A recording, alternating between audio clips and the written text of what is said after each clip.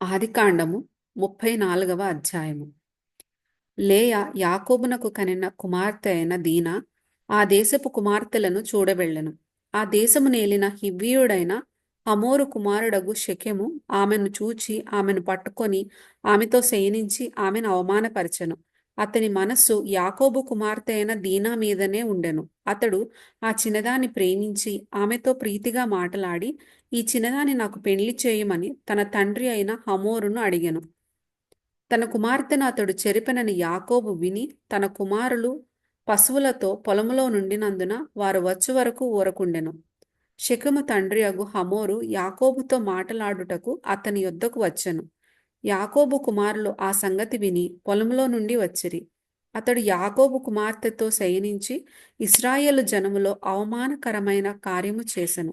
అది చేయరాని పని గనుక ఆ మనుషులు సంతాపము పొందిరి. వారికి మిగుల కోపము వచ్చెను.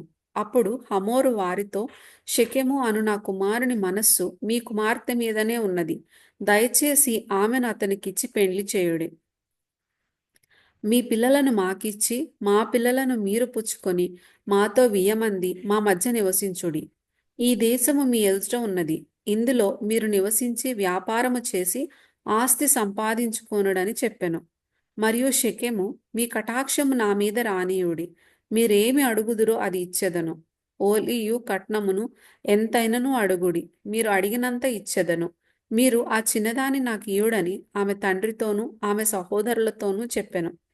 అయితే తమ సహోదరి అయిన దీనాను అతడు చెరిపినందున యాకోబు కుమారులు షెకెముతోనూ అతని తండ్రి అయిన హమోరుతోనూ కపటముగా ఉత్తరమిచ్చి అనినదేమనగా, మేము ఈ కార్యము చేయలేము. సున్నతి చేయించుకొనని వానికి మా సహోదరిని ఇయ్యలేము. అది మాకు అవమానమగును. మీలో ప్రతి పురుషుడు సున్నతి పొంది మావలె నుండిన ఎడల సరి.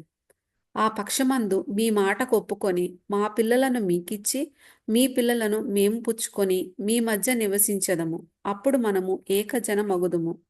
మీరు మా మాట విని సున్నతి పొందని ఎడల మా పిల్లను తీసుకొని పోవుదుమని చెప్పగా, వారి మాటలు హమోరుకును హమోరు కుమారుడైన షెకెముకును ఇష్టముగా నుండెను.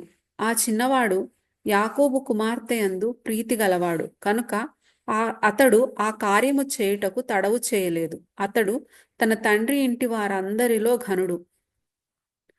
హమోరును అతని కుమారుడైన షెకెమును తమ ఊరి గవిని యొద్దకు వచ్చి తమ ఊరి జనులతో మాటలాడుచు, ఈ మనుష్యులు మనతో సమాధానముగా నున్నారు గనుక వారిని ఈ దేశమందు ఉండనిచ్చి ఇందులో వ్యాపారము చేయనీయుడి.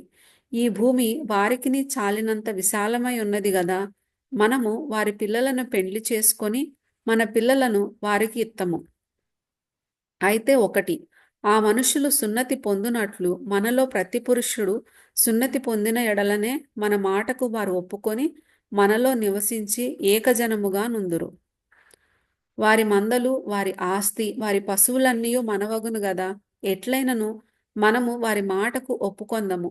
అప్పుడు వారు మనలో నివసించెదరనగా, హమోరును అతని కుమారుడగు షెకెమును చెప్పిన మాట అతని ఊరి గవిని ద్వారా వెళ్ళు వారందరూ వినిరి. అప్పుడు అతని ఊరి గవిని ద్వారా వెళ్ళు వారిలో ప్రతి పురుషుడు సున్నతి పొందెను.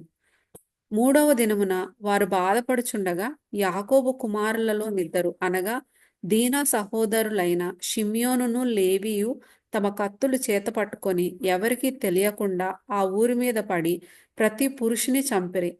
వారు హమోరును అతని కుమారుడైన షెకెమును కత్తివాత చంపి షెకెము ఇంట నుండి దీనాను తీసుకొని వెళ్ళిపోయిరి. తమ సహోదరిని చెరిపినందున యాకోబు కుమారులు చంపబడిన వారు ఉన్న చోటికి వచ్చి ఆ ఊరు దోచుకొని వారి గొర్రెలను, పశువులను, గాడిదలను, ఊరిలోనిదేమి పొలములోనిదేమి వారి ధనము యావత్తును తీసుకొని వారి పిల్లలనందరినీ వారి స్త్రీలను చెరపెట్టి ఇండ్లలోనున్నదంతయు దోచుకొనిరి. అప్పుడు యాకోబు షిమ్యోనును లేవిని చూచి, మీరు నన్ను బాధపెట్టి ఈ దేశ నివాసులైన కనానీయులలోను పెరిజ్జీయులలోను అసహ్యునిగా చేసితిరి. నా జనసంఖ్య కొంచెమే.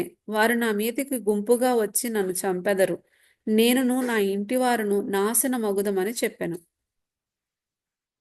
అందుకు వారు వేశ్య ఎడల జరిగించినట్లు మా సహోదరి ఎడల ప్రవర్తింపవచ్చునా అనిరి.